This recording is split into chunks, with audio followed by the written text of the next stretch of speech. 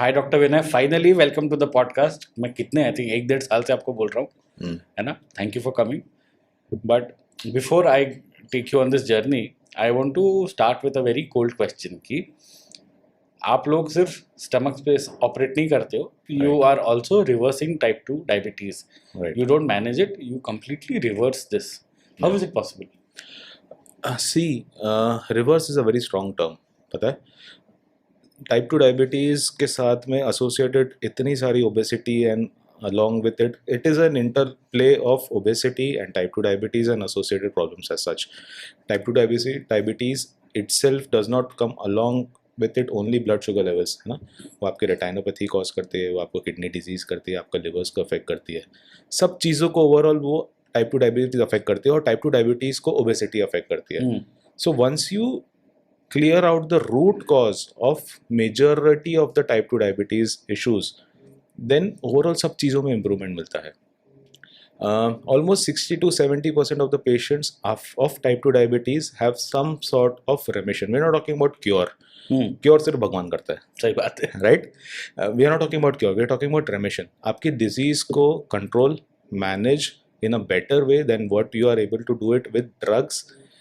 Bariatric surgery आपको ये एक प्रोवाइड करते हैं। It is a tool which will help you to achieve that. Right. So मैं एक फॉल्स होप नहीं बोल सकता हूँ कि आपका डायबिटीज़ चला जाएगा, आपका इंसुलिन बन जाएगी, दवाई बंद हो जाएगी। बट हाँ, जो आप सिचुएशन में अभी हो उससे बहुत अच्छी सिचुएशन में रहोगे, आपकी क्वालिटी ऑफ लाइफ बहुत अच्छी रहेगी, आपका शुगर कंट्रोल बहुत अच्छा रहेगा एंड एसोसिएटेड इश्यूज जो इसके साथ आते हैं वो ठीक हो जाएंगे। Right. So that is how indirectly type 2 diabetes बहुत लोगों का रिवर्स हो जाता है। Right. Right. For anybody who's watching this who doesn't know you, kindly introduce yourself. Okay, introduction मुझे लगता है कि एक बहुत थोड़ा अजीब हो मेरे हिसाब से। I am Vinay Khatri, I am a bariatric surgeon. I been practising exclusive bariatric surgery since past almost 7 years now. I have treated a good amount of patients. I work at a high volume center, so I see patients with obesity and related comorbidities day in, day out. I tend to focus myself on how I am able to help them out rather than just focusing on the aspect of just कि उनका surgery करके उनको obesity treat कर दूँ. I tend to be part of their life. That is how the work culture at my place is. कि हम लोगों को उनको सिर्फ सर्जरी करके छोड़ देना है, दिस नॉट आवर मोटिव। हमारे से वो हो नहीं सकता somehow. हमारे को लगता है कि जैसे अगर मैंने किसी पेशेंट को किया तो I have to take them through the journey. Hand holding is a very important part of my team. हम हमारे पेशेंट्स का सबका हाथ पकड़ के उनको I we make sure that they reach to a certain area, a certain life style where they are able to enjoy the life to the fullest. एक obesity centre के बारे में भी let people know. I think one of the highest volumes in India, 9,000 plus surgery. Yeah, so Nobesity Bariatric Center 2016 में doctor Manish Khetan जो है उन्होंने start किया था। That was his brain child. तो उसके बाद से he was always sure in his mind कि एक अकेला आदमी एक सर्टन लेवल तक के बोझ झेल सकता है, बट अगर हम टीम हो तो हम एक साथ बहुत सारा कुछ कर सकते हैं। So he always had that team mindset. तो उसके बाद एक सर्टन सर्जन है डॉक्टर रितेश जो हमारी टीम में, उन्होंने ज्वाइन किया, फिर मैंने ज्वाइन किया। इन बिटवीन थोड़े बहुत लोग आते गए जाते रहे। बहुत सारे लोग मैं बोलूँगा because of his mindset which what I have learn from him कि टीम को साथ में रख के चलोगे, टीम साथ में चलेगी तो आपका result overall as a single person आप बहुत अच्छे लोगों को कनेक्ट कर पाओगे, बहुत अच्छी सोसाइटी को आप कुछ दे पाओगे। As surgeons I don't think, as doctors, as medical professionals, I don't think we should focus only on our professional and personal level. We have a certain sense of responsibility towards the society as well. Right. And unless and until we are sure that we are going to give it back to the society, we are privileged enough that भगवान के दया से हम सब अच्छा ही करते हैं doctors, ऐसा कुछ वो नहीं होता है। unless and until you have a certain mindset, if you have a good mindset, you tend to do good. But unless and until you give it back to the society, that does not make sense. True. So Right. what does a typical day in your operation theater look like, or maybe a week? Alright, so since we are a high volume center, हम लोग almost हमारे रोज़ कुछ ना कुछ case वगैरह रहते ही हैं. So usually our day starts with the morning rounds. सब पेशेंट्स जो हमारे ऑपरेटेड हैं उनको सब लोगों को चेक कर लेना, जो प्री ऑप पेशेंट्स आए हुए हैं, जो एडमिटेड हैं, उनका फॉलोअप ले लेना. Usually we start our day with surgeries रफली अराउंड 9:30-10 के आसपास हम लोग स्टार्ट करते हैं. 2-3-4 cases, being a high volume center, being this, we are usually able to finish our OTs by 2:33. After 3 हम सर्जन्स का मेन फोकस रहता है to take care of our operated follow patients, which is very different from normally जो बाकी सब लोग करते हैं. न्यू पेशेंट्स जो रहते हैं, new patients we have a counselling team, we have trained them enough to make sure, क्योंकि आज this is a cold branch. जो कोल्ड ब्रांच एज सच कि जहाँ पे आपके पास पेशेंट एकदम इमरजेंसी में बहुत कम आते हैं, right. They come to us, they come for consultations, मिलना चाह रहे हैं, they are not really sure कि उनको आज क्या सर्जरी कराना ज़रूरी नहीं है. Procedures, elective procedure, cold branch, right? So when they come to us, our concept is उनको आपको समझाना पड़ता है. You have to make them aware about the situation. That takes time. Half an hour, 45 minutes, 1 hour का session होता है, सब समझना होता है उनको. That is usually taken care of by our counseling team. वो लोग उनको काउंसिल करते हैं, समझाते हैं, and then after that they come and meet us. And फिर हम उनको जो भी कुछ डाउट्स वगैरह कुछ रहे होंगे तो that we clear them off. Our main focus are our post-op patients. Her surgeon after OT time हमारे जिनका ऑपरेशन हो चुका है, because bariatric surgery is not a one time procedure, it is not a shortcut, it is a lifestyle change requiring procedure, right. तो अगर उसके बाद एक बार सर्जरी हो गई, उसके बाद वो लोग कितना अपने आप को बैलेंस कर पा रहे हैं, मैनेज कर पा रहे हैं, उनको कुछ इश्यूज हो रहे हैं, नहीं हो रहे हैं, because you are taking away their sole source of happiness, that is food.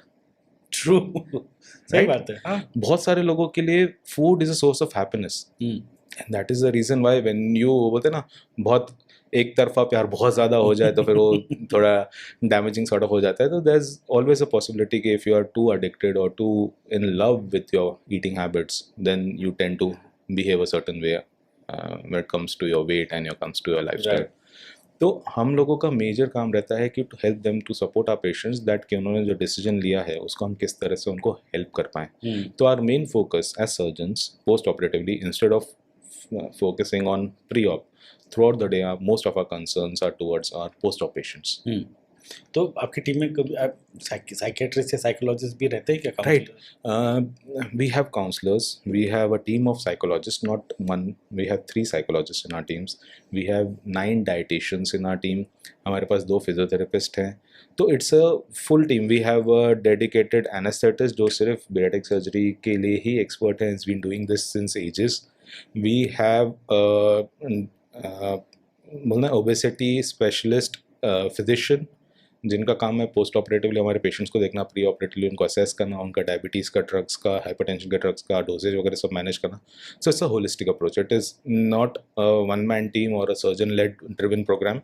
It is a holistic program. चलो let's come to the main point. Obesity. बहुत लोग, I think the world is changing now, and obesity is no longer a lifestyle failure. It is being classified as a chronic disease. Right. इसको थोड़ा explain करो.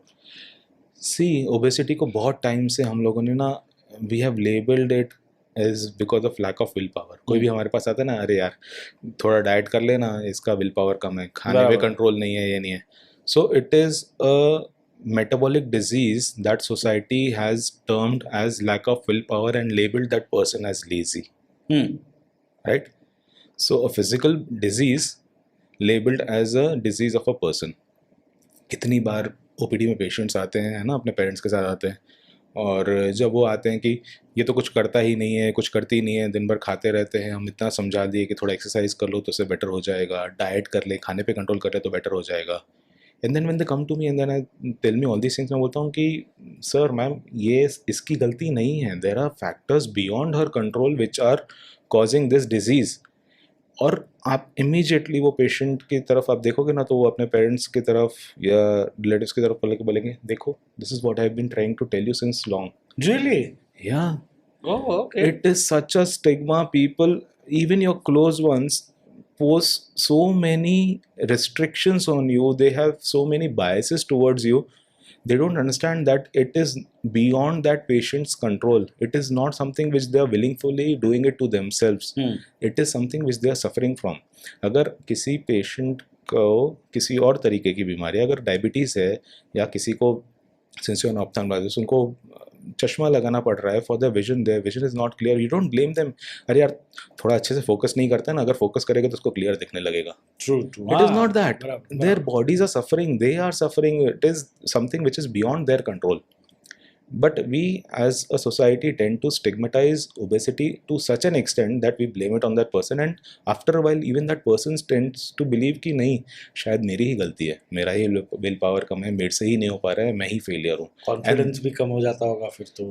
Confidence कम होता है, आपका ego hurt होता है, आपकी सेल्फ रिस्पेक्ट खत्म हो जाती है, आपकी सोशल लाइफ खत्म हो जाती है।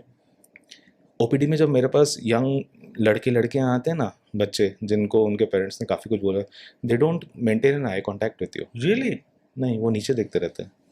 आप जब बात करते हो ना, that is the first sign that I get when I see the patients in the OPD की यार इसको जेन्युइनली बहुत परेशान हो गए हुए, जेन्युइनली इसको बहुत परेशानी फील होनी पड़ रही है, and because of no fault of their own.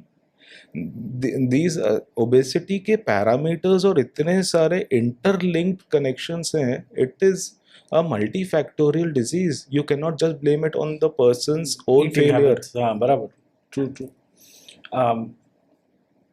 so as an ophthalmologist मुझे एंड स्टेज दिखता है हमेशा, Right. I see diabetic retinopathy and then उसको ट्रीट करते हैं, which is usually end of everything mixture जब हो जाता है, आखिरी में हमको दिखता है। Right. आप लोग ये सब चीज़ें स्टार्टिंग में देखते हो, Right. What is the process of obese लोगों को बाद में जो जो चीज़ें होना शुरू होती है, प्लीज क्लासिफाई देम। सी उस हिसाब से मैं बोलूँ ना कि मेरे को जो लगता है कि यू एंड मी, हम लोग इस हिसाब से काम कर सकते हैं कि जो बोलते हैं ना, दादा दादी अपने पोतों को देख भी सके और उनके साथ खेल भी सके अच्छे से। राइट? तो because of you they can see them well, and because of what I do they can play with them, run around with them in the parks and take them to walks and jogs and all these things, right? Diabetes एक ऐसा disease है ना, since everyone knows about it right now, वो वापस reiterate करेंगे, वो आपकी kidneys को अफेक्ट करती है, आपके लिवर को अफेक्ट करती है, आइज़ को अफेक्ट करती है, पेरिफेरल नर्वस सिस्टम को अफेक्ट करती है, आपके पैरों को, जॉइंट्स को, पेरिफेरीज को, सबको अफेक्ट करती है, ब्लड वेस्कुलेचर को सब अफेक्ट करती है। डायबिटीज़ सब चीज़ों का बहुत बड़ा एक सेंटर पॉइंट है। डायबिटीज़ का close association is with obesity, right? जब आप ओबेसिटी को ट्रीट करते हो, आप इन्फ्लेमेटरी प्रोसेस को ट्रीट करते हो, आप इंसुलिन रेजिस्टेंस को ट्रीट करते हो, आप डायबिटीज़ को एक सर्टेन लेवल तक के अच्छे से मैनेज कर सकते हो। जब वो मैनेज होता है तो एंड स्टेज रेटिनोपैथी नहीं होती है, पेशेंट के नेफ्रोपैथी नहीं होती है। आप उस स्टेज से उसको वापस देखो, टू अ सर्टेन एक्सटेंट जो सर्टेन डैमेज है depends on the time you have been diabetic. अगर आप लॉन्ग टर्म डायबिटीज से सफ़र कर रहे हो तो फिर आप उसको रिवर्स नहीं कर सकते, बट उसको उस स्टेज पे हॉल्ट कर सकते हो, मैनेज कर सकते हो, to a certain extent reverse भी कर सकते हो। ग्लूकोमा हम लोग वही करते हैं ना, ग्लूकोमा रिवर्स नहीं कर सकते after a point of time, वहीं पकड़ के रखो। हाँ, कि जो विजन लॉस हो गया है, हाँ, जो बचा है उसको पकड़ के रखो। बस, that's the same thing. That is the way bariatric surgery also works on diabetes and diabetic patients, right?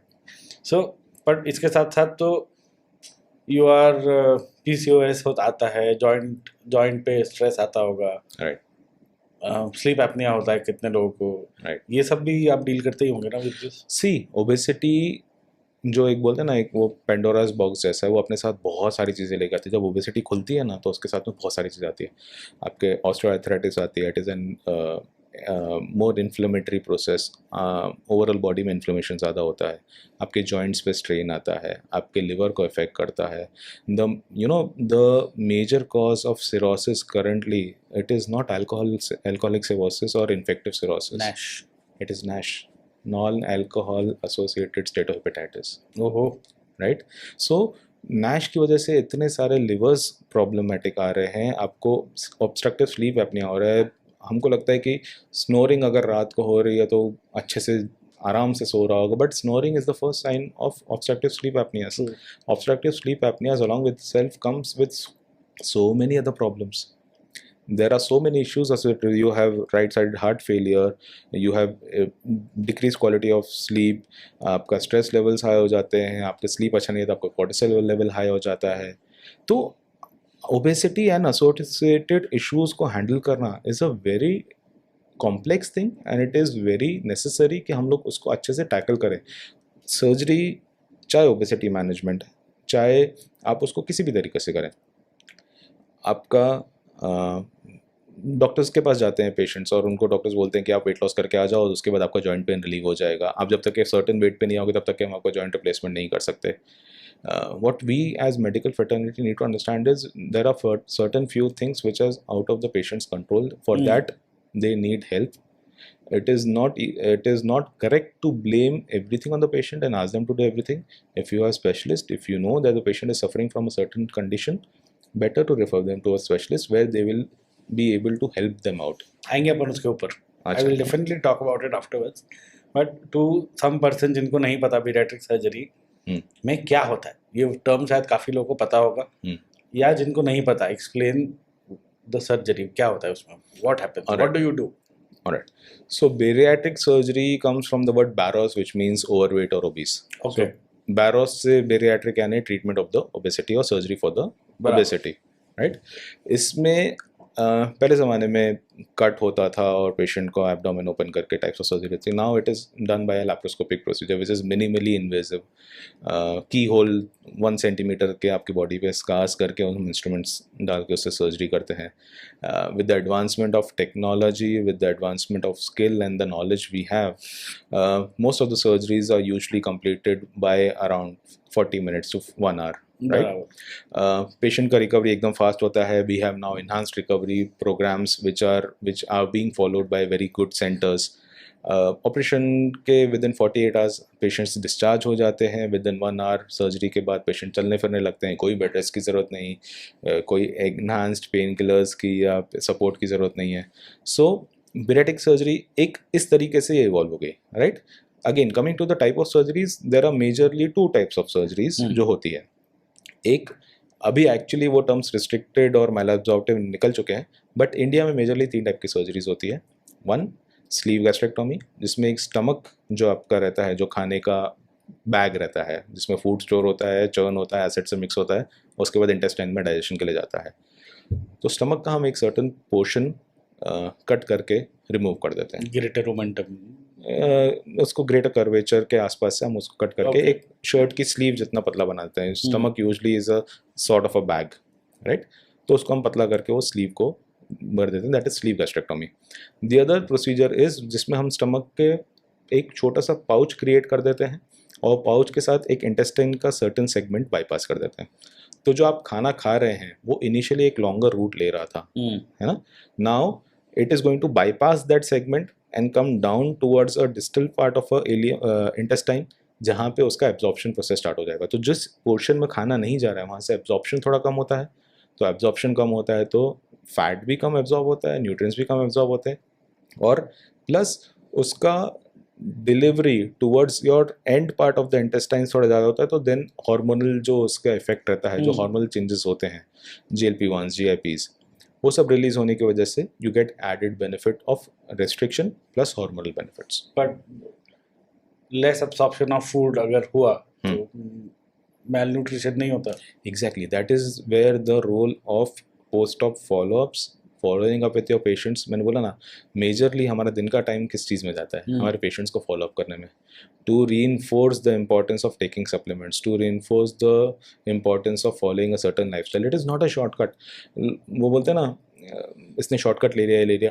अरे आपको नहीं पता है कितनी हिम्मत लगती है जब आप एक्चुअली आपको फील होता है कि आप बीमार नहीं हो और ऑपरेशन थिएटर पे जाके ऑपरेशन टेबल पे सोना, लेटना, अपने ऊपर प्रोसीजर कराना।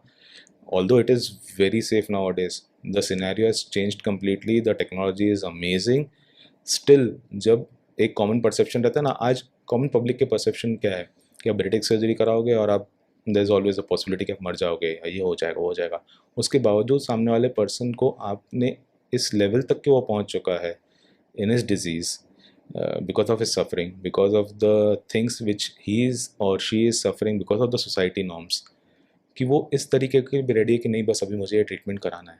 तो surgery is a very brave step when it comes to the patient's point of view. To get that thing done, it is important कि उन लोगों ने एक सर्टन डिसीजन लिया है, and to follow up on that it is the responsibility of the surgeon to make sure, और the person treating them to make sure कि वो लोग एक अपना प्रॉपर लाइफस्टाइल फॉलो करें, न्यूट्रिशनली प्रॉपरली रहें। Now you can not after surgery you cannot, वो बोलते हैं ना, एक आपके पास बड़ा 4 BHK है तो आप किसी भी रूम में कुछ भी चीज़ें रख सकते हो, right?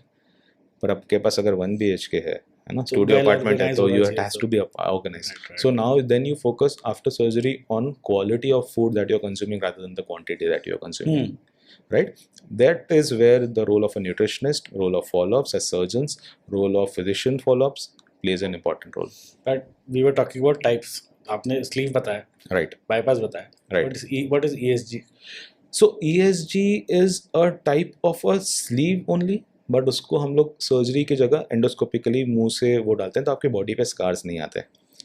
Again ESG wants to be like sleeve gastrectomy, but sleeve gastrectomy के रिजल्ट्स ज़्यादा सुपीरियर हैं. ESG के रिजल्ट्स रिलेटिवली ऑन पेपर थोड़े कम हैं. The only benefit that we have with sleeve gastrectomy is कि जिसको अगर प्रोसीजर नहीं करवाना है, अपनी बॉडी पे स्कार्स नहीं चाहिए, उसके लिए वो लोग एंडोस्कोपिक स्लीव कर लेते हैं. हम दूरबीन से मुंह से स्कोप अंदर डाल के स्टमक को प्लाइकेट करके उसको छोटा कर देते हैं, right? The results are not that promising, but probably with coming years, with the advancement of technology, probably this can be one of those things which will pick up. But for now, at the current scenario, it is a procedure, it is an option, but it is not for everyone. How is that balloon वाला thing जो बहुत लोग डालते हैं? See, balloon, again, there are various modalities available for treatment of obesity, right? ये नहीं होता है ना, आप जाते तो one size does not fit all. Balloon के लिए स्पेसिफिक रिक्वायरमेंट्स हैं, specific certain selection of patients होने चाहिए जिनको आप बलून पुट कर सकते हो. What is balloon? Balloon is a space occupying lesion, SOL. यानी क्या? आपका पेट का कैपेसिटी अगर 2 लीटर्स है, मैंने उसमें 700 ml का एक बलून ऑलरेडी फिट कर दिया है, तो 2 लीटर में से 700 ml तो चले गए, अभी 1300 ml का क्वांटिटी बचा. आप थोड़ा ही खाओगे, जल्दी पेट भरेगा. जल्दी पेट भर जाएगा, but again that is temporary. That gives you a time to adjust yourself or to adapt a different lifestyle that you want to adapt, which will help you maintain and sustain a weight for long. Right? Balloon एक बार उसका duration रहता है 6 months 12 years तक के. आप एक बार balloon निकालोगे, दूसरी बार डाल सकते हो वापस, अगेन 6 months 12 years तक के. But unless until you change your lifestyle or your eating habits, एक बार बलून निकल गया तो आपका 2 liters तो वापस है ही है. फिर तो ज़्यादा भूख लग सकती है, may be. I have seen patients gain weight when they are on balloons as well. वही तो ना, रिवर्सेबल, तो सडनली फिर से स्पेस क्रिएट हो गई. Exactly. So it is a temporary thing. जो अब मैं personally, अब this is a forum where I don't want to give my personal experiences, but मुझे personally, I'll just take this one example कि मुझे लगता है कि बलून्स उनमें होना चाहिए जिनको होता है ना कि मेरी शादी होने वाली है और मैं लहंगे में फिट नहीं आ रही हूँ कि मेरे को उसका इफेक्ट कितने दिन में दिखता है? Once these patients are not willing to continue it for long, na, they just want another 2 4 5 kilos of weight loss so that they fit into that thing. वही है ना कि आपका अगर short term motive है, if you're not looking at the long term, then balloon is okay for you. If you're looking at the long picture, the long term effect, कि आज से 5 साल बाद, 10 साल बाद, 15 साल बाद, 20 साल बाद मेरा weight कैसा रहेगा, then that is not a good option. Probably balloon will not fit your requirement. True. पर प्रोसीजर कोई भी करो, मोर और लेस रिकवरी फेज जो है, पोस्ट सर्जिकल पोस्ट ऑप जो फेज होता है, वो तो मोर और लेस सेम ही होगा सबका. हाँ, देखो. So explain to the people how the post op is phase. Post operatively जैसे मैंने बोला कि your diet is not now consistent on the volume but on the quality of food that you are consuming. Initially अगर आपने surgery कराई हुई है, अगर आपने ESG कराया हुआ है, since your volume of stomach is now low, plus आपने अगर बाईपास सर्जरी कराई हुई है, स्लीव कराई हुई है, न्यूट्रिएंट एब्जॉर्प्शन थोड़ा बहुत हैम्पर होता है, तो you have to take supplements at least, right? Supplements एक ऐसी चीज़ हो गई है ना आजकल के ज़माने में, because of the unfortunately because of the quality of food that we consume daily, they are as such not very high on nutrients. तो सप्लीमेंट्स हम सब वैसे भी लेते हैं, हमारी सर्जरी हो नहीं की हुई हो, right? I take supplements, right? मेरा तो सर्जरी नहीं हुआ है, बट सप्लीमेंटेशन आपको लेना पड़ता है सर्जरी के बाद. आपको आपके प्रोटीन इंटेक एक सर्टन लेवल तक के मैनेज करना पड़ता है, because now since your diet is low, we don't want you to lose out on your muscle mass, right? Your muscle is your muscle is money. अगर आपका muscle mass preserved है तो आप 60 70 80 ईयर्स तक के भी आराम से अच्छे से जी सकते हो, उसमें कोई दिक्कत नहीं आती है. वंस यू आर सार्कोपेनिक, अगर आपका मसल मास कम है, तब आपको eventually with advancement of age आपको दिक्कत आना स्टार्ट हो जाती है. The main intention post surgery और main focus is to maintain the nutrient value in the patient plus the muscle mass of the patient. आपको सप्लीमेंट्स लेना है, आपको प्रोटीन लेना है, आपको लाइफस्टाइल चेंज करना ही है. डिस्पाइट ऑफ दैट, अगर ये सब चीज़ें कोई भी पेशेंट नहीं भी करता है, राइट, उसके बाद में there is certain amount of weight gain which should be expected in that patient. कितना होता है? मैंने अनलेस एंड अनटिल ये 5 to cheese 10%?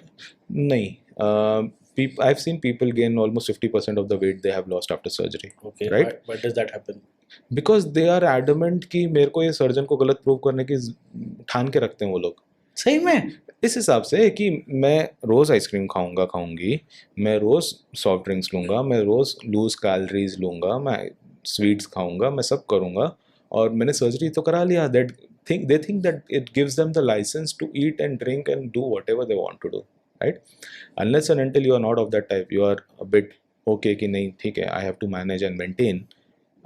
People usually never reach the original weight that they lose in the first surgery. They are always almost, if you've lost 40 kgs, you are always going to be 20 kgs deficient. Even if you gain 10, 15, 20 kgs, you're still halfway there. मेरे patient की याद आई है.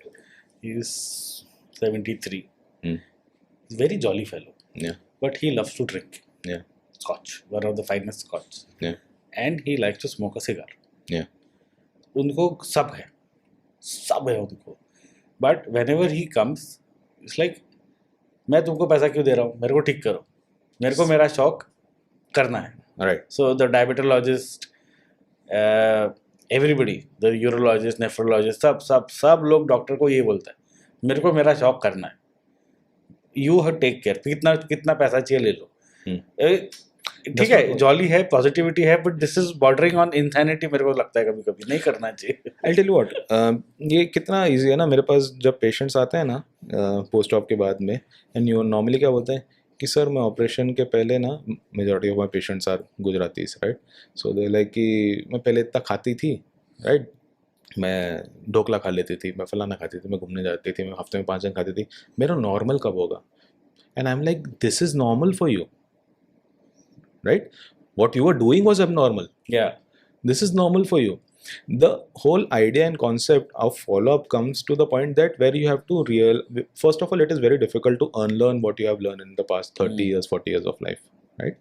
After that, जो अगर आप उनको ये सिखा पाओ और समझा पाओ, तभी ही वो सिचुएशन आती है. मैं कितनी बार मेरे पास पेशेंट आते हैं कि बोले सर आइसक्रीम रोज़ मेरे को खाने का शौक था, मैं वापस कब खा पाऊँगी?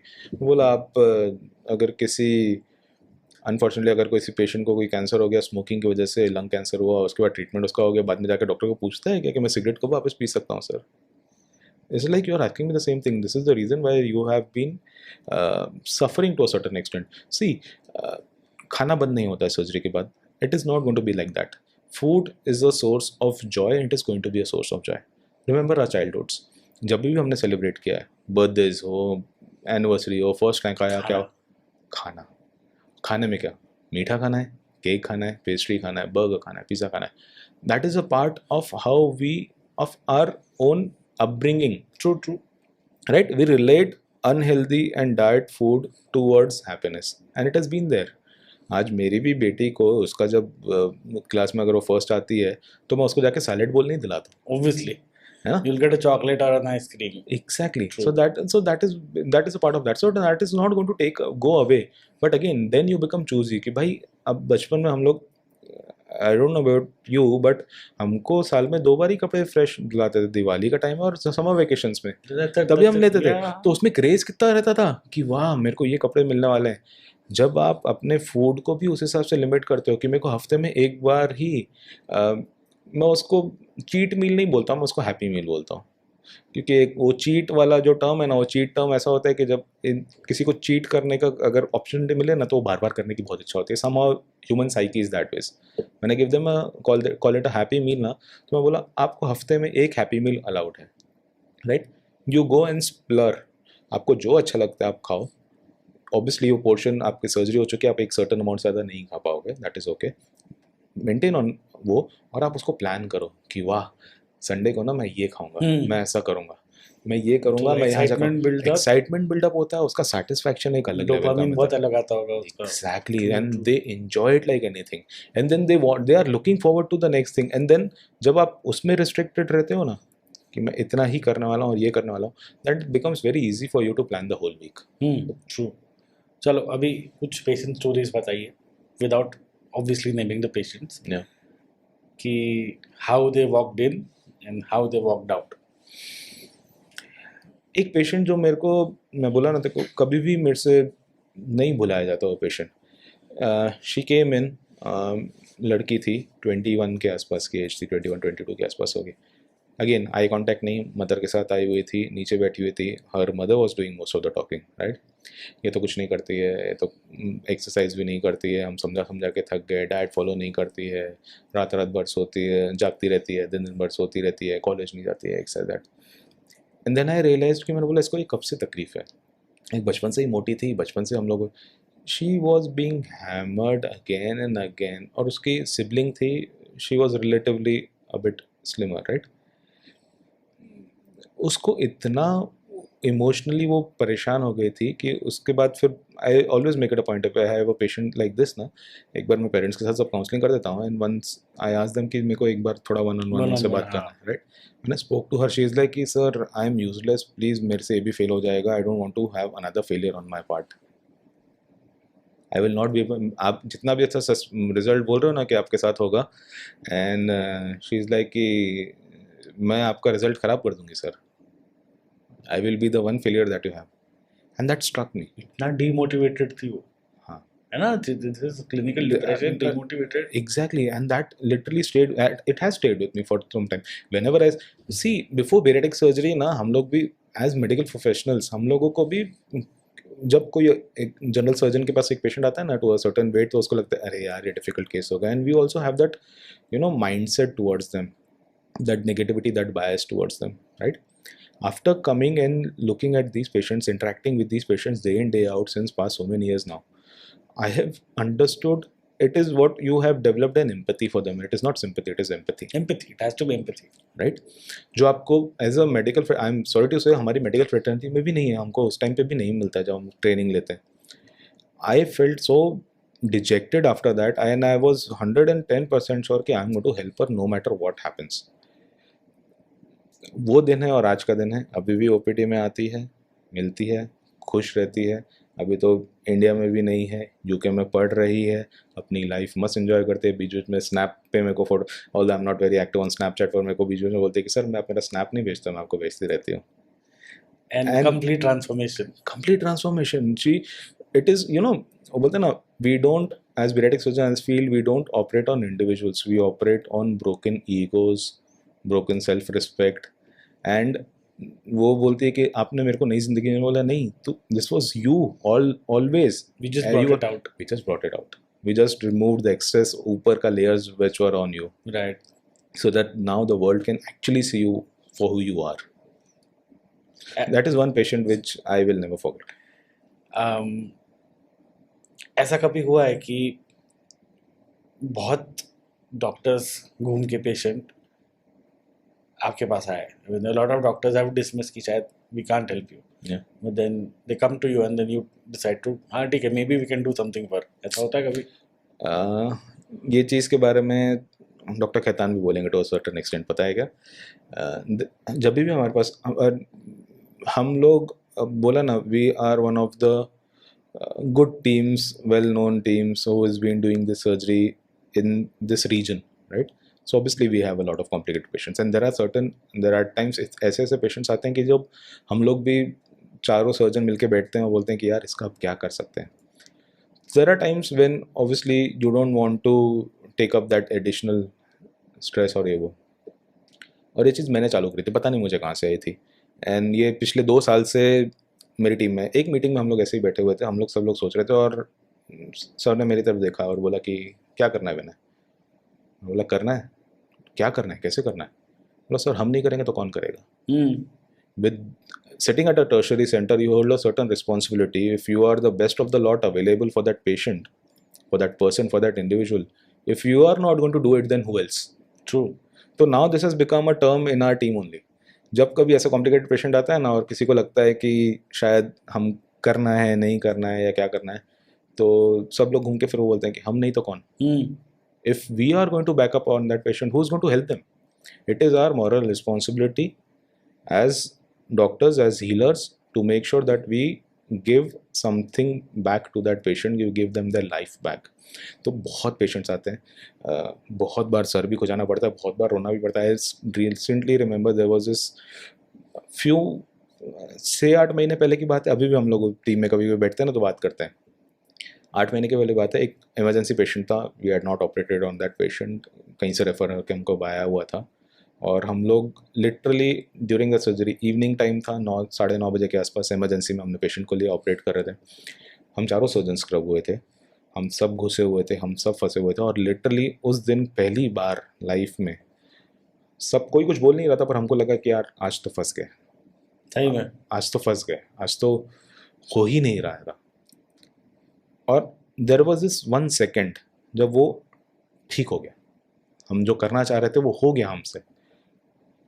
मजाक नहीं कर रहा, आज भी मेरे को अभी, I don't know if you can see it, मेरे को गूज़बम्प्स हो रहे हैं. हम लिटरली चारों सर्जन्स की आंखों में आंसू थे, क्योंकि उस दिन हमको जेन्युइन लगा था भगवान आज बचा ले, आज गए. But there are moments like this which you relive again and again if you are a surgeon. और उसके बाद ही लगता है कि नहीं, आपने कुछ तो ठीक किया हुआ है.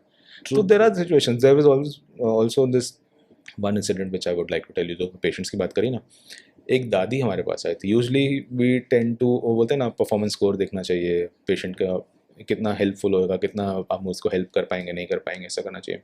एक दादी आई थी, she was 86 year old, right. She came in with her grand children, और ग्रैंड चिल्ड्रन वो ऑल्सो नॉट टू ये यंग ही थे, और उनके साथ आई, व्हील चेयर पर आई. और शी वॉज, मैंने बेरेटिक सर्जरी की कैटेगरी में फिट होते हुए, तो हमने बोला 86 की एज में दादी आपको क्यों करवाना है. हम चारों सर्जन साथ में बैठ के हम काउंसिल कर रहे थे, काउंसलर्स ने अपना काम कर दिया था, हमारे पास मिलने आई थी. सर ने बोला आपको क्यों कराना है, तो बोलती ये बच्चे दोनों अभी जाने वाले हैं यूएस पढ़ने के लिए, इसके पापा मम्मी को उनके मेरे लिए टाइम नहीं रहता है. I want to be independent, I don't want to live a life which is being dependent on any one else. We literally try to counsel that lady. She was adamant, nahi, I want to get it done. I know, I am aware. Those are the patients where if the functional capacity is good, everything is good. हमने surgery किया, दादी अकेली रही थी, है ना. She took the best of the package, presidential suite में थी, दोनों पोते पोती थे, माँ बाप आए नहीं मिलने के लिए, दोनों बिजी थे उनके. ये बहुत बार देखा है मैंने, more often than it should be seen, बहुत बार देखने मिलता है. राइट. तो पोता पोती के साथ आई रही 3 साल. दादी ने unfortunately after she passed away because of her some other illness, 3 साल उसने मस्त ज़िंदगी जी है. पोता पोती वहाँ थे, हमसे रेगुलर टच में रहती थी, हमसे बात भी करते थे. और दादी जब भी आती थी मिलने के लिए बोलती थी तमें मने सारू कर दी तो. I understand Gujarati. Yeah, and she was really happy, and these are the kind of patients who stay with you. Yeah, true. अब एक लार्ज प्रॉब्लम के बारे में बात करते हैं, कि bariatric surgery is successful. Multiple papers आ गए, it is a proven surgery, it is repeatable, successful. फिर भी लोग इसका पेनिट्रेशन बहुत कम है. वाई? अब तक के हमने ओबेसिटी को एज अ डिजीज कंसिडर ही नहीं किया है, जबकि इंडिया में ओबेसिटी बढ़ते जा रहा है, अभी बढ़ते जा रहा है.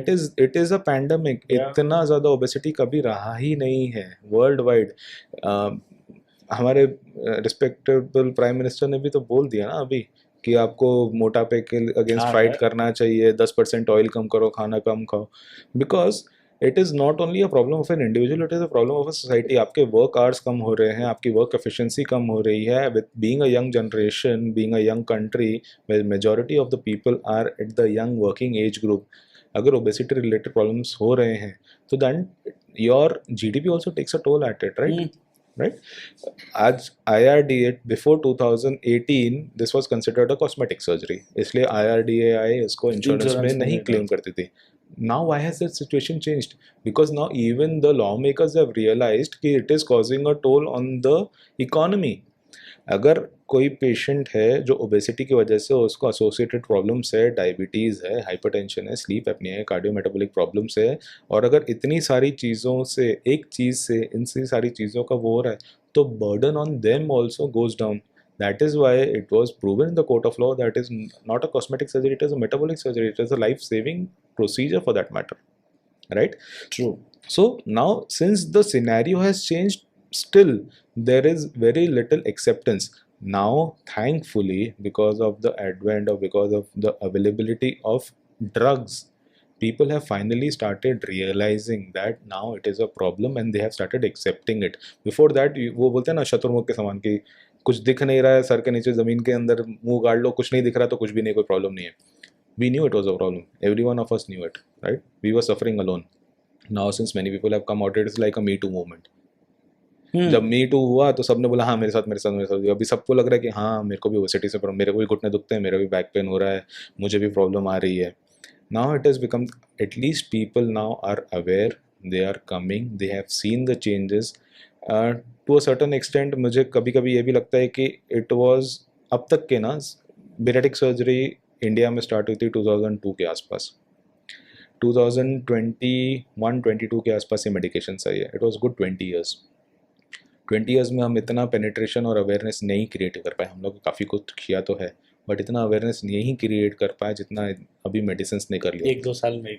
Right, probably because I think as surgeons we were not able to guide or convince our counter fellow physicians or clinicians that it works. This is something where there is a solution. You should at least help our patients out for that, right? Now at least the awareness is there and people are now seeking treatment, which has changed. Obesity as such, जो bariatric surgery भी थी, surgery has also evolved, technology has evolved, and now it is much safer, much quicker, much more efficient than it was ever before. Referrals में कभी कभी doctors hesitate करते हैं. Do you see doctors themselves be sceptical around the procedure? It is always going to be there since जब से हमारा अभी now the whole idea about this, I'll tell you why the scenario changed. 2021 में Obesity Surgery Society of India (OSI) has started their own registry. Now every surgeon who is operating, at least the high volume centers in India, are registering their own patient data. क्या था, अभी recovery क्या हो रही है, क्या result आया है, पोटेशियम लेवल्स क्या हैं, उनके न्यूट्रिएंट लेवल्स क्या है, वेट लॉस कितना है. So now we have a registry and now we have data to prove that it is effective and it is very very very beneficial. We have our own OSI का bariatric surgery का journal of bariatric surgery, which is one of the very few journals in the world which focuses only on bariatric surgery. क्या बात है. हाँ, Wow. it was an initiative that OSI took in 2021 and now we have been doing it like anything. And लोगों को अभी पता चल रहा है. You have seen journals who are focusing on bariatric surgery, focusing on obesity and related treatments. You have registry where doctors and surgeons from India are registering their own personal data. So now you can, वो बोलते हैं ना, अभी doctors को क्या चाहिए रहता है. I believe this is the motto that I believe is कि in God I trust, but rest everyone else must bring the data. है ना, मुझे भगवान पे विश्वास है पर जब तक कि आप मुझे आपका डेटा नहीं बताओगे कि सही में कितना असर है नहीं है, because now medicine is no longer क्या बोलते हैं कि it is science backed, it has to be data backed. True. तो पहले वो बोलते हैं ना एविडेंस बेस्ड सर्जरी होती थी या ट्रीटमेंट होता था कि मेरा एक्सपीरियंस ये कहता है. Now it is evidence based. Bring your evidence, only then it will be subjective. So now the scenario has changed. Doctors, कितने सारे खुद डॉक्टर्स भी they come and take treatment, they undergo surgery, they take injections because now they have realized that there is a treatment option available which is good, successful and long term beneficial. Cost barrier होता है? Cost barrier mindset के ऊपर है. आज जब certain injections India में available नहीं थे तो लोग उसको इंपोर्ट भी करवा रहे थे और एक सर्टन अमाउंट एक्स्ट्रा अमाउंट पे भी कर रहे थे. लॉन्ग टर्म इफेक्ट देखा जाए ना तो हम लोग को जो पहले लगता था ना कि पहले जो एक नेगेटिव चीज़ आती, because I have been operating since pre injection and medicine era, now I am also working during this era. इसके बाद में भी सब चलेगा. एंडोस्कोपी मेरे सामने, ESG मेरे सामने आया है. बन गए आप सीनियर सर्जन? हाँ. यस. नहीं, बट ये जो सिनेरियो है ना, पहले वो बोलते थे कि सर्जरी महंगा है, महंगा महंगा महंगा, बहुत एक्सपेंसिव ऑप्शन है. तो वो बोलते हैं ना कि surgery is no longer expensive, but it is sexier now. That's such a nice way to put it. Yeah, it is no longer expensive, but it is sexier. It is the thing which is cost effective, at the same time it is going to give you a long term benefit. Right. So cost barrier is only about mindset. It is always going to be there. India is a money minded country. It is always going to be that. But now people have started realizing, एक बार बोलते ना, once you have seen yourself slimmer in the mirror, you don't want to go back to your earlier self now. So now since people बोलते हैं ना, चस्का आ गया ना एक बार कि आप क्या क्या कर सकते हो, what your body and you physically can do after losing weight, no one would obviously want to go back to their earlier selves. So I don't think cost is a major factor. But what do you want, एक message अगर आप you want to give to physicians, diabetologists, endocrinologists, GPs कि something about bariatric surgery, बहुत बार referrals कम हो जाते हैं. What do you want to tell them? See, ये इतना बड़ा डिजीज बर्डन है ना कि हम सब मिलके भी काम करेंगे ना, तभी भी हमारे पास पेशेंट बहुत ज़्यादा बचेंगे जिनको हम सर्व नहीं कर पाएंगे. जो मेजर एक माइंडसेट ब्लॉक रहता है कि अरे यार इसको ज़रूरत नहीं है. Now it is proven beyond doubt कि bariatric surgery works. It is proven beyond doubt कि there is a certain segment who are going to benefit with lifestyle changes and dietary habits. There are certain segment who are going to benefit with drugs. Right. If even all of us together put forth all our efforts, we become specialist physician for obesity. We become subspecialist endocrinologists who are only dealing with obese patients. Even if we become specialist bariatric surgeons who are only dealing with and not doing all your regular GI work and hernia works, फिर भी disease burden इतना ज़्यादा है कि हम सब की ताकत भी कम पड़ जाएगी वो डिजीज बर्डन को हैंडल करने के लिए. इतना रैपेंटली, इतना अग्रेसिवली ओबेसिटी मूव कर रहा है. So it is all about joint effort. Unless until हम हाथ जोड़ के काम नहीं करेंगे ना, तो हम इसको कभी टैकल ही नहीं कर पाएंगे. Now it is beyond you wanting or me wanting or my technique is superior or your drugs are superior or surgery superior. The disease is to a certain वो इतने एक्सटेंट पे बढ़ चुका है ना कि हम सब की ताकत भी ना उसको रोकने में बहुत मुश्किल करेगी. But जैसे I forgot to ask you this question कि you said कि आपने एक दादी को ऑपरेट किया. What was her age? 87. 87 है. So that is the probably eldest कभी I think कहीं ऑपरेट हुआ रहेगा कि इससे ज़्यादा भी हुआ है कभी. होता. What is the youngest? Youngest का ऐसा है ना, the youngest which I know, I was not the youngest that we have operated is 12 years. Alright? Really? Yeah, the youngest in India is 4 years, and they usually have a syndromic problem. The patients had Prader-Willi syndrome. Prader-Willi में genetically patients को hunger complete महसूस, hunger ही रहता है, उनको सैटिस्फाइटी महसूस ही नहीं होती है. जिस पेशेंट को हमने ऑपरेट किया था, I don't know about the 4-year-old because I was not part of the team, but जिस पेशेंट को हमने ऑपरेट किया था वो पेशेंट नॉन स्टॉप खाना खाता था. उसके फ्रिज में 1-2 लीटर फ्रूटी पी लेता था पूरा. वो लिटरली उसको कभी सटाइटी फील ही नहीं होती थी. And then he came with us with respiratory issues. रात को सो नहीं पाता था. The reason because if you don't operate them now and if you wait till they get mature, they might probably not see the time. Obstructive sleep apnea इतना ज़्यादा हो चुका था कि रात को उसकी सांस रुक जाती थी. उसको बाईपैप सीपैप मशीन लगाना पड़ता था बच्चे को. And then they came to us. उस एज के बच्चों को एंडोक्राइनोलॉजिस्ट से भी क्लियरेंस करवाना है. It was our joint effort with along with the paediatrician, जहाँ पे हमने उसको ट्रीट किया, उसको समझाया. हमारी साइकोलॉजिस्ट के साथ कांस्टेंट टच में रही क्योंकि चाइल्ड साइकोलॉजिस्ट हमारी टीम में जो थी उसने चाइल्ड साइकोलॉजिस्ट के साथ कंसल्ट किया. हम लोगों ने साथ में मिलके, अभी हमारा रिसेंटली 100 सपोर्ट ग्रुप ख़त्म हुआ था, उसमें वो आया था और we awarded that. I mean respectable commissioner of police of Ahmedabad came. उन्होंने स्पेशली उसको अप्रिशिएट किया. वो बच्चे को हमने अवार्ड दिया कि आज उसको देखो, उसकी लाइफ ही अलग है. कितने साल पहले किया था ऑपरेट? हमको 2 साल हो गए उस पेशेंट को ऑपरेट करके. पर उसकी ग्रोथ हैम्पर नहीं होगी क्या? ग्रोथ हैम्पर नहीं होती. आप न्यूट्रिशनली उसको सप्लीमेंट रेगुलरली करते रहते हो. ओके. और it does not affect your growth hormones as such. Okay. अच्छा, what is this? You have done a paper with Aussie about national treatment standard. Yeah. What is that?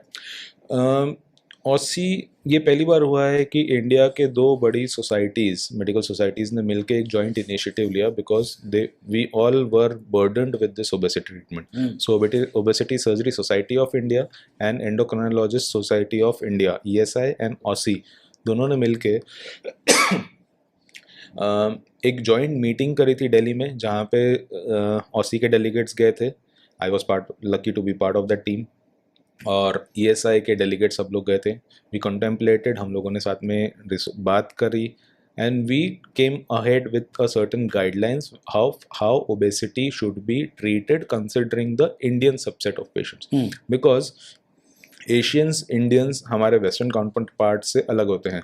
We are metabolically a bit more challenged. हमारे young low BMIs में भी हमारे पास metabolic complications बहुत ज़्यादा patients को देखने मिलते हैं. So it was a joint venture by both of the societies where we came forward with guidelines to help the government of India to project and formulate plans for future so that we are able to tackle this obesity crisis that we are facing. And where are we in that process? Publications and guidelines are out there. We are in touch with the government agencies to get it implemented. It was decided on a broader perspective ताकि हर local ज़िला, तालुका और peripheries में भी उसको properly कर पाएँ हम लोग. The guidelines were not particularly restricted और डिपेंडेंट ऑन स्पेसिफिक, बोलते हैं ना, इक्विपमेंट्स की आपके पास BMI मशीन ही होना, बॉडी कॉम्पोजिशन एनालिसिस ही होना चाहिए, तभी आप उसको ओबेसिटी को वो कर सकते हो. So it was easy. So that kind of like जो माइल न्यूट्रिशन में हम लोग देते हैं कि वो 3 बैंगल्स वाला हो सके, कि एक पेरिफेरी में भी कोई उसको आराम से डायग्नोस कर सके और उसके हिसाब से ट्रीटमेंट इनिशिएट कर पाए. So we are in the process. Probably very soon we will be able to formulate national guidelines for that also. Nice. ये बताइए, what is your mentor like, doctor Manish Khetan? Tell us. मेरे को हमेशा से ना एक चीज़ रहती थी कि एक गुरु की कमी हमेशा बहुत महसूस हुई थी. I've had many mentors, right? But somehow मैं उतना शायद मैच्योर नहीं था कि मैं उनके साथ रेगुलर टच में रह पाया, या मैं उतना काबिल नहीं था कि उन्होंने मेरे साथ मेरा हाथ पकड़ के रखा, right? I was kind of immature, but I met him over a conference. मेरा कोई इंटेंशन नहीं था. I was doing decently well in Nagpur and ठीक ठाक वॉल्यूम भी हो चुका था मेरा, सब कुछ ठीक था. somehow एक कॉन्फ्रेंस में आई थॉट कि बेरेटिक सर्जरी कॉन्फ्रेंस में जाते हैं. I met him there. उनका एक प्रेजेंटेशन था और during dinner just spoke to him like कि मेरी इच्छा है आपसे सीखने की, आपके साथ काम करने की. एंड लाइक कल आ जा. सही में? कल आ जा. Okay. And I was taken a back. Like कि हाँ नहीं ऐसा होता कुछ, ठीक कल आ जा. समा कुछ थोड़ा बहुत सिचुएशन ऐसा हुई कि फिर उसके बाद 6 महीने साल भर के बाद I joined him. I went there just to have a fellowship, but he is my guru. और मैं गुरु बोल रहा हूँ तो वो है, वो उन्होंने मुझे सिखाया, समझाया, संभाला, मेरे को मैच्योर करवाया. जहाँ हो सके अपॉर्चुनिटीज़ देने की ज़रूरत थी वहाँ दिया, जो अपॉर्चुनिटीज़ खींचने की ज़रूरत थी सिखाने के लिए वहाँ खींचा भी. बट आज one of the very sole reason why I am still in Ahmedabad and still working with him is only because of him. I don't want to work alone now. I want to work with him. और same thing is with him also. जब भी अभी भी I have a very laid back kind of attitude. I'm that kind of a person. I've been like that throughout my life.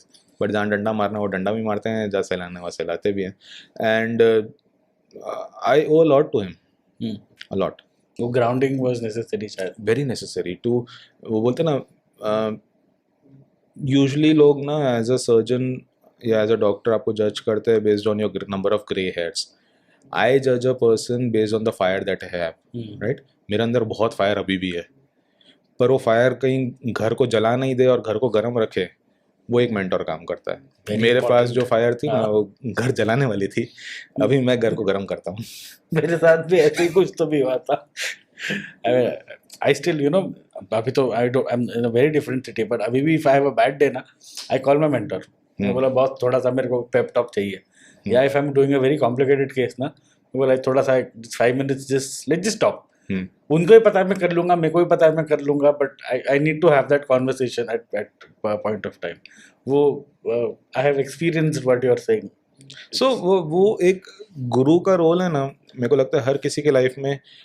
It's not like कि मेरे parents are not there to help me out. It's not like my wife is not there. I have a very good family. I have good set of friends. You are there are, I mean, I'm blessed in that aspect.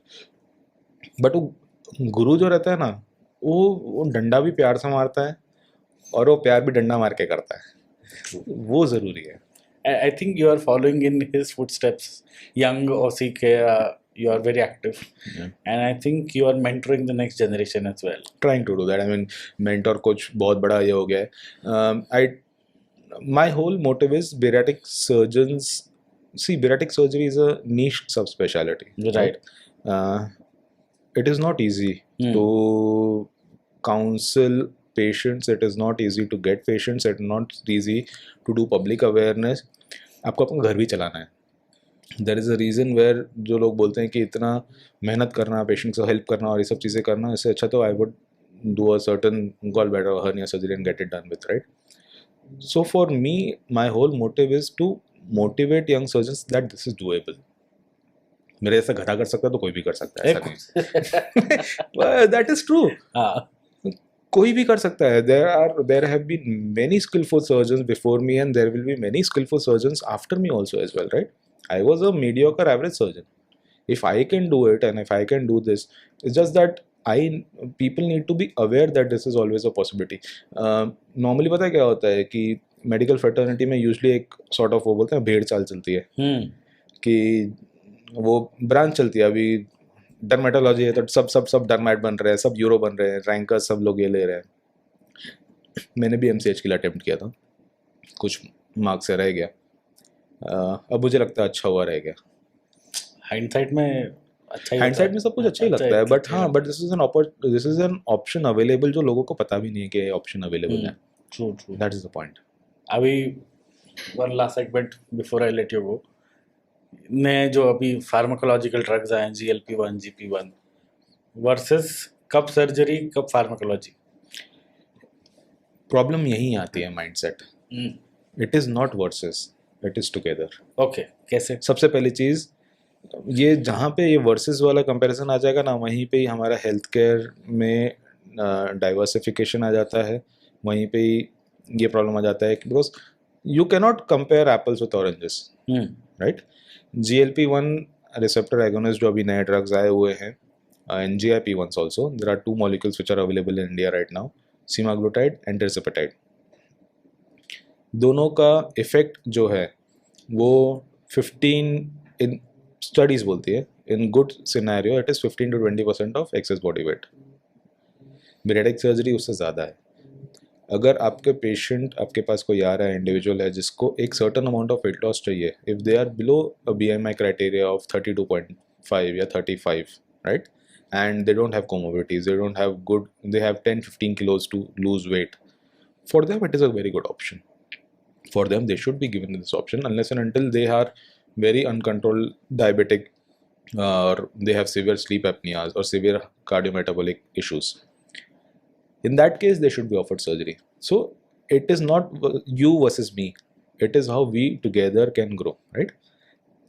So, अभी तो खैर super obese term निकल गया है, but patients who are more than 40 BMI, 50 BMI, 60 BMI, अगर वो patient को 150 kilograms wait है, उसका आइडियल वेट होना चाहिए 80 के आसपास. On these drugs they will be able to lose 20 kilograms, 25 kilograms. They will still be needing to lose more 30 kilograms, which these drugs won't be able to provide. For them, keeping them on these drugs and expecting them to follow it and manage it with diet and lifestyle or zyada weight loss karna, it is not acceptable and not correct also, right? So there will be a certain segment who will need surgery, there will be a certain segment who will need drugs. You just need to be very careful, select and choose the individual, sit with them, talk with them, take their dietary habits, take their psychological assessment, how compliant they are, and then provide them the type of treatment they need to be, which for after which they will benefit from it.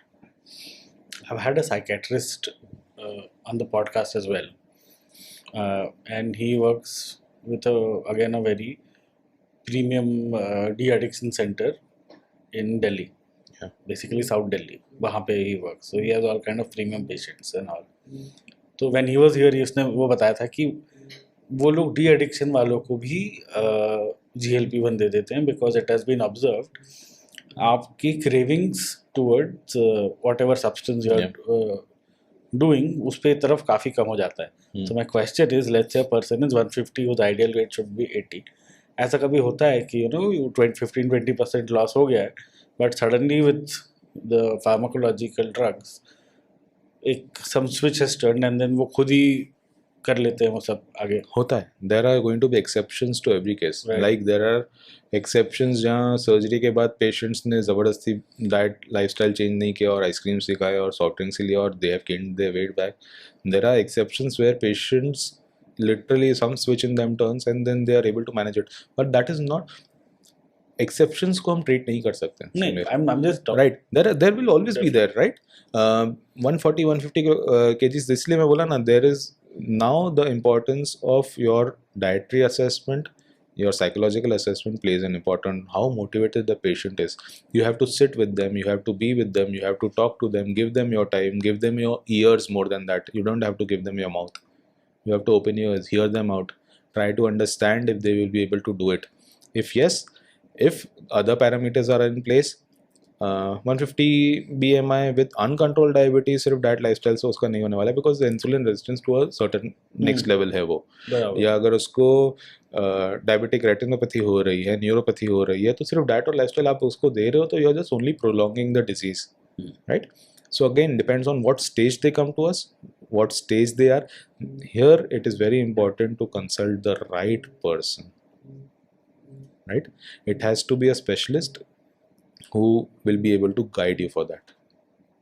So it is not endocrinologist versus a pediatric surgeon. It is, I think, both of them probably working together. It has to be a teamwork. It has to be team. मैंने बोला ना, अगर हम सब अपने साथ में मिलके हाथ जोड़ के भी और सब हाथ मिला के भी काम करेंगे ना, तभी भी डिजीज बर्डन इतना ज़्यादा है कि वो नहीं होने वाला है. अगर हम 20 साल बाद भी, if we are having this conversation after 20 years और अभी भी आपको देश में ओबेसिटी मिले, तो how do you think all of that you are doing today कोई काम का नहीं? सी, डिजीज और आजकल के, you can not eradicate a disease unless and until it is communicable. Communicable disease यानी जो एक से दूसरे में स्प्रेड होता है, आप उसको eradicate या लिमिट एक तरीके से कर सकते हो, जैसे प्रीवियसली पहले हो चुका है. This is a non communicable disease, right? इसके फैक्टर्स इतने ज़्यादा हैं, epigenetical factors involve around it, genetical factors around it. Obesity को आप कंट्रोल कर सकते हो, आप इसको क्योर नहीं कर सकते, at least till now. Hopefully trust me, I and we would be really happy अगर वो बोला ना, कल को बोलते हैं कि इंजेक्शंस आ गई, डॉक्टर साहब आप सर्जन हो, आपका काम खत्म हो जाएगा. मतलब नहीं हो जाए, नहीं ठीक है हो भी जाए ना, पर ये डिजीज बर्डन जब आप पेशेंट्स के साथ उनको देखते हो, उनकी सफरिंग देखते हो ना, एक हद के बाद लगता है कि ठीक है यार, हम कुछ कर लेंगे, ये निकल जाए यहाँ से, राइट? कोई नहीं, मैं हरनिया गॉल ब्लैडर मुझे आता है, भगवान वापस चले जाऊंगा, दैट इज ओके यार. I will go back to haemorrhoids, I will go back to fissures, I will do diabetic foods, I will do all these things. But the impact एक diabetic patient का जब पैर कटता है या उसको amputation की ज़रूरत पड़ती है बिकॉज ऑफ अनकंट्रोल डायबिटीज़, एक नॉन अल्कोहलिक पेशेंट जिसने कभी अल्कोहल का भी नहीं देखा हुआ, उसको सिरोसिस होता है because of their obesity, the burden, the suffering, the whole family along with them, the burden of the caregiver of that patient. We've had patients who are bedridden since quite some time, और certain neurological problems है. Relatives हमारे पास आते हैं कि sir आप surgery करके इसको पतला कर दो कि एटलीस्ट हम 2 जन मिलके इसको संभाल पाएँ, क्योंकि अभी हमको 4 जन लगते हैं संभालने के लिए. Just to be able to provide that care, that surgery was not for that patient, that surgery was for those caregivers. Getting my point? तो ये डिजीज बर्डन इतना ज़्यादा है, और आप जब आप जेन्युइनली किसी के साथ बोलते हैं ना, आई रिमेंबर कुछ टाइम पहले तेरा एक पोस्ट देखा था विच एक्चुअली टच्ड मी.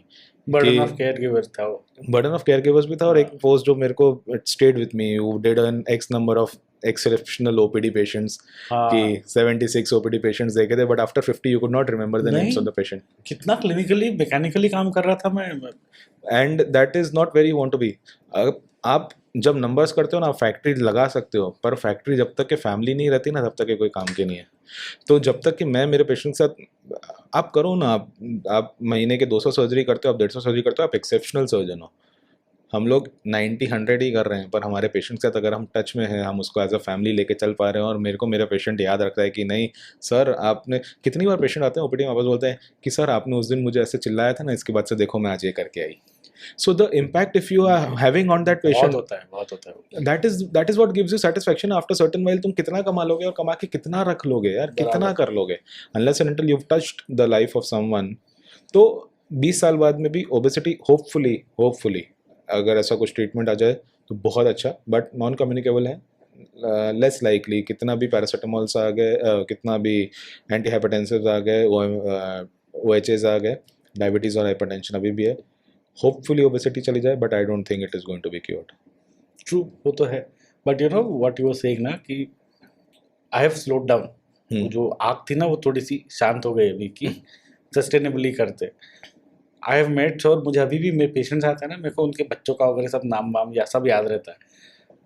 भले मैं खाली मेरे फ्रेंड के बच्चे का नाम भूल जाऊँ, पर मेरे को मेरे वो पेशेंट्स के, I was sick for 14 days. Okay. When I went back, most of my patients know कि मैं I love eating non veg. एक मैम ने इतना बोल सब भर के चिकन सूप भेजा था कि तबीयत खराब थी मैं, आपकी. I have been coming every day for the fast 9 days just to meet you, and this is from me. मैं इतना टच हो गया था उस दिन, खतरनाक. So this is the success. यही मैं बोल रहा हूँ, ये सिनेरियो ना अभी चेंज हो गया. My father in law is a surgeon, right.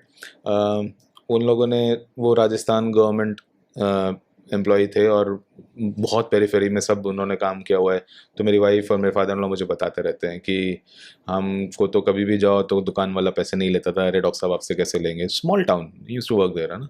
And उस टाइम के general surgeons they used to do everything. अगर बोन भी वो हो गया, ऑर्थो का भी वही काम कर रहे हैं, गायनी भी वही कर रहे हैं, वो गाँव के doctor being a general surgeon. वो सिनेरियो आजकल के ज़माने में नहीं देखने मिलता है. वो टाइम था जब बोलते हैं कि पेशेंट आके आपको मिलते थे, आपके पैर टच करने का इंसिस्ट करते थे, आपके लिए कुछ लेके आते थे. Now it has become transactional. Exactly, and that is not ideal also. It is not entirely the patient's fault as well. It is how the society and media has made it transactional, and also to a certain extent, we doctors are to be blamed around it. I think so. It's multifactorial. Agreed. जैसे मुझे लगता है one of the very big reasons is corporatization of healthcare. Benefits बहुत है, पर downside ये transactional हो गया है. Right. मुझे अभी भी लगता है nursing homes need to make a comeback. Yeah. They definitely need to make a comeback. क्योंकि वो जो current बनता है ना, वो it's gone. But again transactional बहुत बार इसलिए भी हो गया है कि पेशेंट्स ने तो चोट खाई है, हम लोगों ने भी तो खाई है. Exactly, everybody is wounded. हाँ, it is, but the point is कि it is there will be certain powers who will also want this to be there so that they benefit out of it. Obviously. Which is, I mean, it's a capitalistic world. करना ही है. चलो, one last round, फिर मैं आपको जाने दूंगा. One food every obese patient should stop immediately. Sugars. Sugar. There is no poison like sugar. हाँ, वो तो बोलते भी आजकल लोग.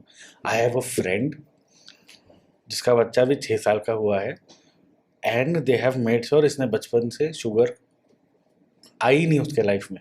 No ice cream, no chocolates, nothing. My elder one, मेरी बेटी बेटी के स्कूल जाने तक के उसकी लाइफ में चॉकलेट्स नहीं थी, राइट.